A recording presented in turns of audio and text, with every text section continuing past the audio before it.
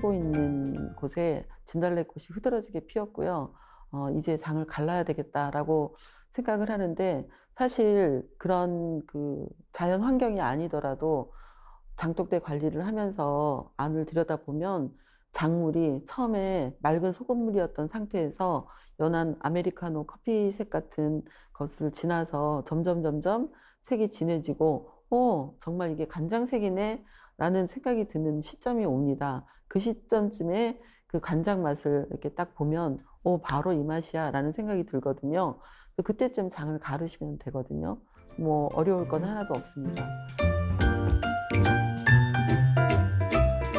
채, 채 위에 깔 면 보자기, 그리고 그 밑에 간장을 받을 그런 그릇, 그리고 뭐 큰 주걱 하나, 또 뭐 국자 이런 걸 준비하시고, 그 다음에 메주를 건져서 치댈 또 큰 그릇 하나, 뭐 요 정도만 있으면 장가르기 걱정이 없죠. 제일 먼저 항아리에서 메주를 꺼내서 그거를 치대시는데요. 과거의 어른들은 그걸 치댈 때 물과 소금을 같이 넣어서 치댔어요. 농도를 어느 정도 맞춰줘야 되기 때문에 그렇게 하셨는데, 저는 이때 장가르기 할 때 저만의 비법으로 소금과 물을 넣지 않고 그때 남아있는 그 간장을 퍼부으면서 농도를 맞춰서 된장을 치댑니다. 된장을 치댈 때 얼마만큼 치대야 되는지 잘 모르실 수가 있어요. 그러면 매주 만들 때 콩알, 우리가 으깨지 않고 남겨두었던 콩알, 걔네들만 빼고는 나머지는 으깼을 때처럼 모두 다 아주 섬세하게 이렇게 손으로 만져가면서 이렇게 덩어리가 있지 않게 그렇게 치대셔야 됩니다. 이거 잘 치대지 않고 그냥 내버려 놔두면 발효되는 과정에서 그대로 뭉쳐 있다가 된장국 끓이면 고기인 줄 알고 잘못 먹게 됩니다.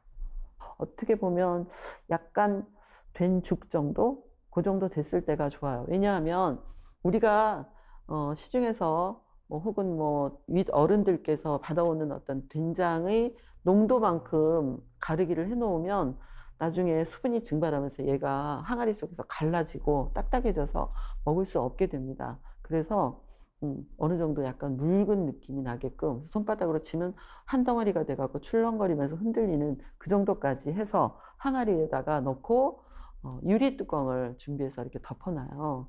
그러면 위로는 햇빛을 받고 옆으로는 공기가 소통이 되면서 장이 잘 익어가게 됩니다.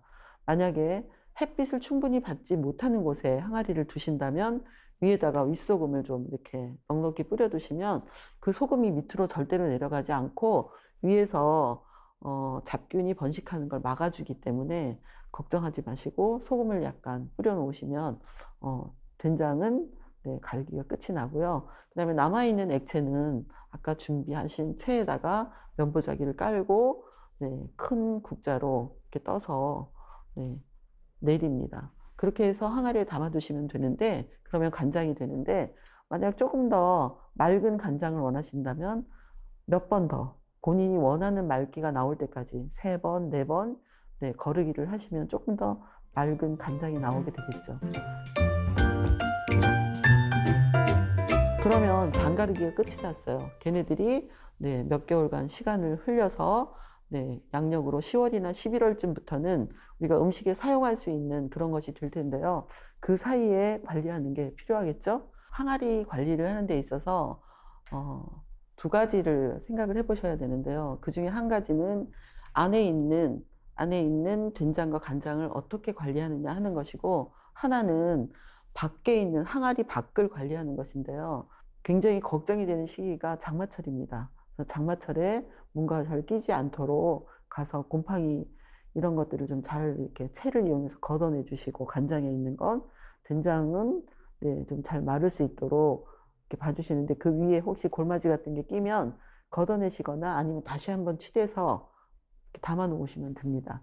직전에 장마철과는 달리 날이 뜨거워지면 된장은 마르는 게 걱정이고 간장은 줄어드는 게 걱정인데요.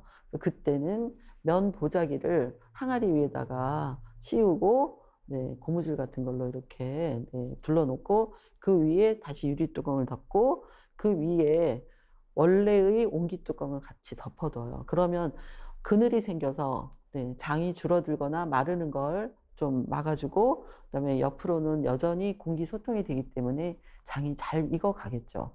네, 간장이 줄어든 만큼 뭐가 생기냐 하면 소금이 생겨요, 소금. 그래서 우리가 그걸 장석, 장소금 이렇게 부르는데요. 간장이 줄어들어서 안타깝긴 하지만 또 한편으로 생각하면 이 장소금 굉장히 귀한 것이라서 이 소금 자체가 감칠맛을 엄청 갖고 있거든요. 그래서 나중에 네, 이 소금은 말려두었다가 뭐 고기 요리를 할 때 쓰셔도 되고 맑은 국물 요리를 할 때 감칠맛을 좀 주면 좋겠는데 간장을 사용하면 색깔이 너무 검고 소금을 사용해야 할 그럴 때 사용하시면 굉장히 좋습니다. 나물을 무칠 때도 좋고 뭐 심지어는 네, 초콜릿이나 쿠키 같은 데도 사용해도 네, 손색이 없는 소금이 명품 소금이 탄생을 하는 것이죠. 그러니까 간장에 생기는 소금 걱정하지 않으셔도 됩니다.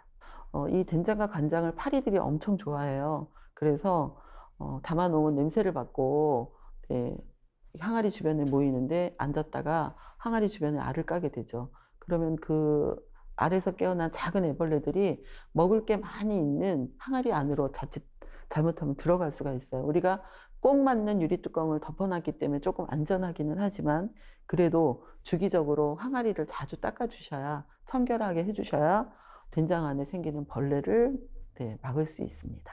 이제 기다리기만 하면 맛있는 된장국을 끓일 수 있는 된장과 간장이 탄생하게 됩니다.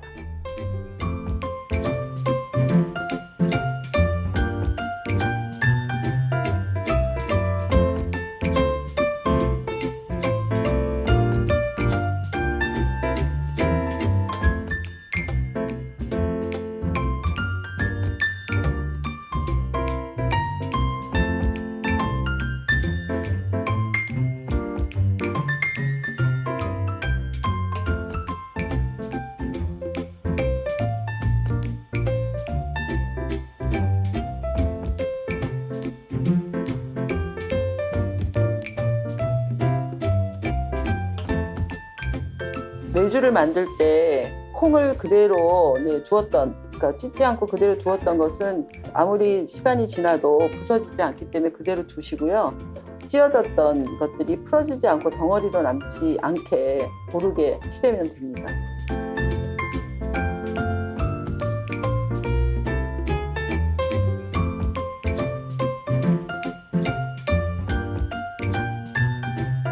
이 간장을 넣어서 된장을 치대면 정말 맛있는 된장이 됩니다. 된장이 가지고 있는 구수한 맛에 간장의 감칠맛이 같이 더해져서 더 맛있는 된장이 네, 익어가겠죠.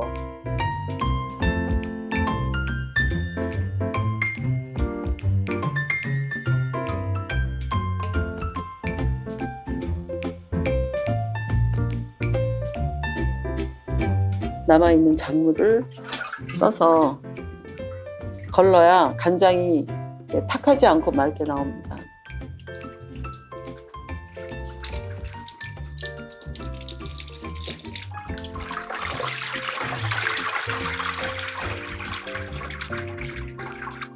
해를 얼마나 보는지 또는 공기 접촉을 얼마나 하는지 또 시간이 얼마나 흘렀는지에 따라서 이때 나온 작물의 색깔과 농도는 다 달라질 수 있고요.